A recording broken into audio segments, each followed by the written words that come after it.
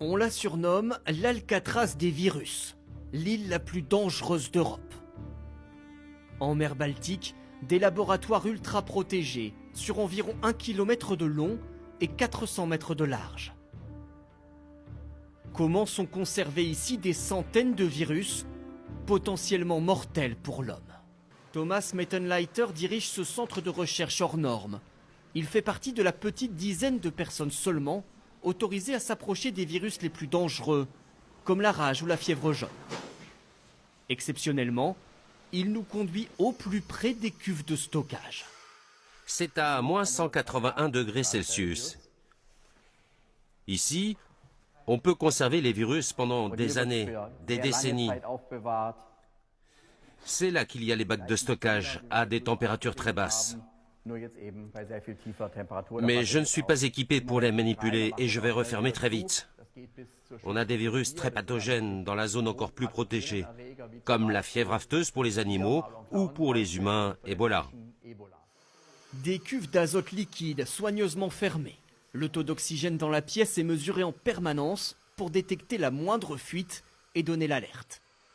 Des virus conservés ici pour être étudiés depuis 1910. L'île de Reims est le plus ancien centre de recherche en virologie au monde. Utilisé par les nazis pour des recherches sur les armes biologiques, l'Institut se concentre depuis sur la mise au point de vaccins, avec 450 employés et pas moins de 10 000 animaux. On a par exemple des sangliers. Et là, ce sont des alpagas qui produisent des anticorps très particuliers. Il n'y a pas d'autre possibilité que de tester sur des animaux pour avoir des résultats fiables. Les vaccins développés ici permettent de lutter notamment contre la peste porcine ou la rage du renard. Et voici l'animal qui propage le plus de maladies, le moustique. Et notamment cette espèce, le moustique tigre. Longtemps confiné aux zones tropicales, il est apparu en France et en Allemagne il y a quelques années.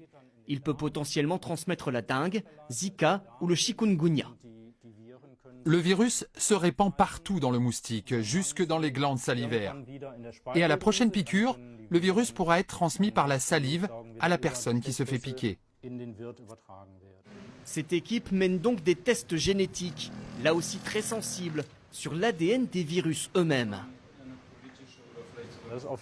C'est une étape importante, car ça nous donne des informations pour empêcher leur multiplication et savoir comment les combattre.